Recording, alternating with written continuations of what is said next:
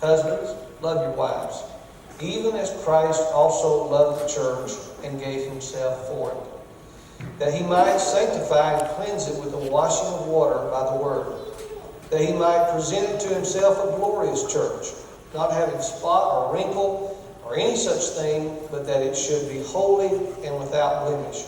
So ought men to love their wives as their own bodies. He that loveth his wife loveth himself. For no man ever yet hateth his own flesh, but nourisheth and cherisheth it, even as the Lord the church. For we are members of his body, of his flesh, and of his bones. For this cause shall a man leave his father and mother, and shall be joined unto his wife, and they two shall be one flesh. This is a great mystery, but I speak concerning Christ and the church. Nevertheless, let every one of you in particular so love his wife, even as himself, and the wife see that she reverence her husband. Marriage is an occasion where a man and a woman come together and they publicly pronounce their love and their commitment for one another. Marriage is not to be entered into lightly, but reverently and discreetly and in the fear of God. It is into this holy estate that Avery and Charity have now present themselves to be joined. So this time we'll make the declaration of our vows, okay? Avery, I'll begin with you, and if you'll just repeat after me, okay? I, Avery, take thee, Charity, to be my lawfully wedded wife, to have and to hold from this day forward, for better, for worse, for richer, for poor, in sickness and in health, to love and to cherish, being faithful to her alone, till death do we part. All right, Charity, now if you'll repeat after me. I, Charity, take thee, Avery, to be my lawfully wedded husband, to have and to hold from this day forward, for better, for worse, for richer, for poor, in sickness and in health, to love and to cherish, being faithful unto him, till death do we part. At this time we'll have our ring ceremony.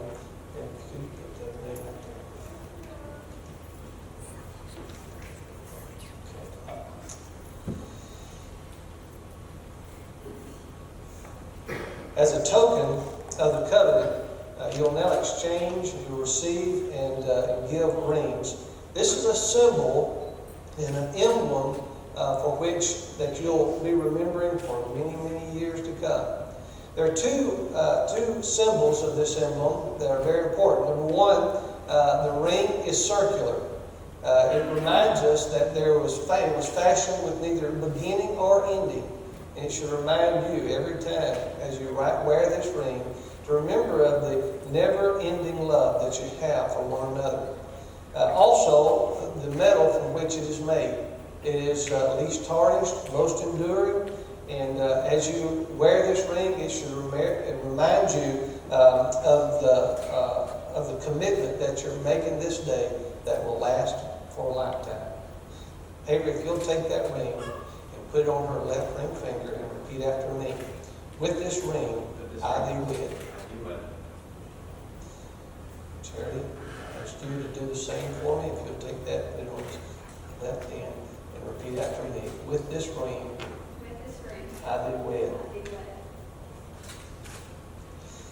All right, now we're going to have our saying ceremony. In Genesis chapter 2, verse 24, the Bible says, "Therefore shall a man leave his father and his mother, and shall cleave unto his wife, and they shall be one flesh." God created each of you as individuals.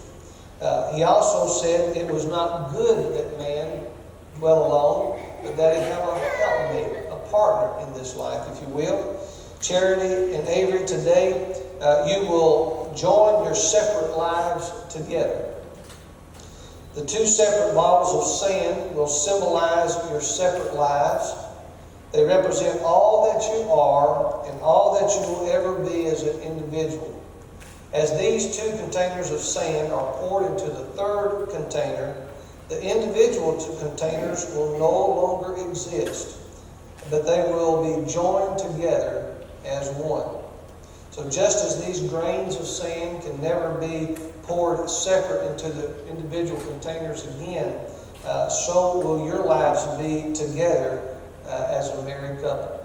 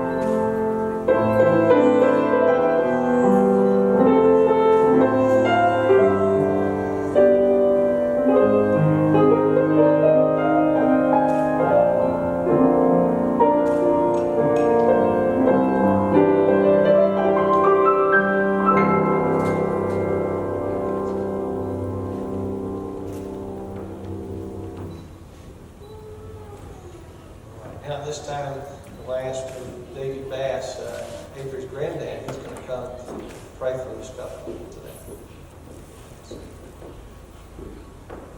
Let's pray. Father in heaven, we thank you so much for being able to be here witnessing this testimony of marriage between Avery and Sherry. Lord, may your love ever grow. May it only be exceeded with the love they have for Christ, leading them into their lives. Bless them now. May they have a wonderful life together. Enjoy you. In Christ's name we pray. Amen.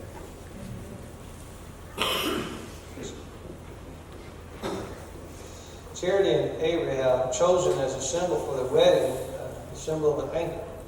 And I'd like to read for you the verse out of Hebrews chapter 6, verse 19, that says, "Which hope we have as an anchor of the soul, both sure and steadfast."